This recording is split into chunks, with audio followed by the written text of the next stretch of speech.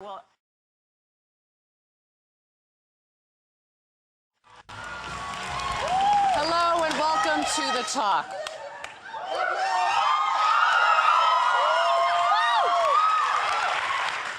Welcome to The Talk. Last Thursday on the show, we talked about Catherine Q. Becker, the woman making headlines for allegedly cutting off her husband's penis. It was a free-flowing conversation, and we all weighed in. Well, no, I would like to say something that I do not condone genital mutilation.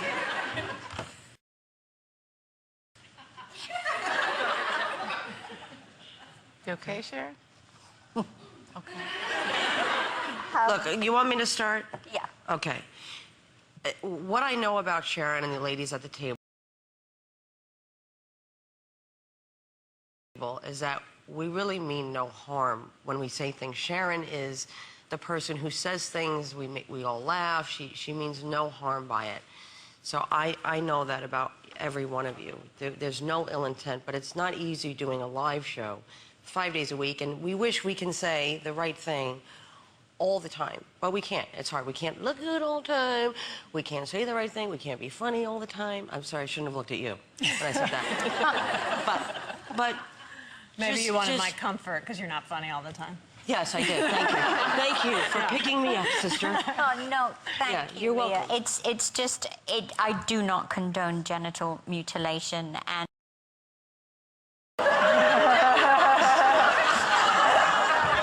however,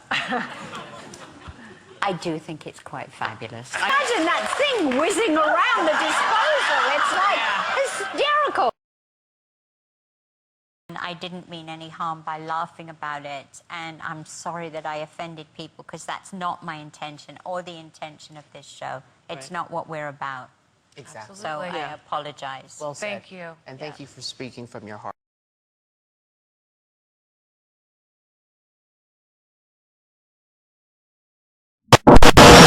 You are listening to the emergency broadcast system. We have been asked to broadcast emergency information immediately.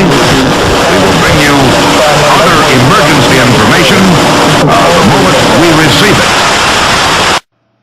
Imagine you're a woman wanting to get out of a marriage. You file for divorce. Your husband, whom you still have to live with, angry and bitter over the fact that you want a divorce, decides one night to drug your dinner. You fall asleep, and when you wake up, you find yourself tied to your bed. Then imagine your husband over you, in between your legs with a knife, as he begins to mutilate your genitalia. The parts he can cut off, he then goes into the kitchen and throws down the garbage disposal. Imagine then having to be rushed to the hospital to save your life,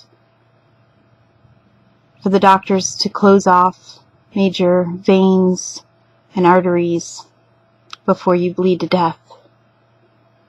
Imagine the man that you love saying the entire time that you deserved it. Now imagine turning on the TV,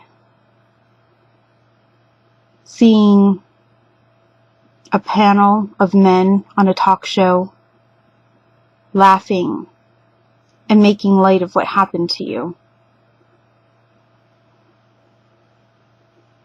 saying you deserved it and it was fabulous.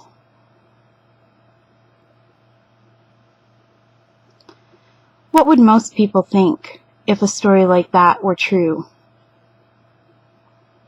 I think majority of people would be not only appalled, I think they'd be outraged. I think you would see a lot of women, a lot of activists, a lot of feminists coming out against something like that. You would hear a lot of talk about education, you'd have a lot of anger towards men, especially the men on that panel. And society as a whole would be appalled. Now let's reverse the role.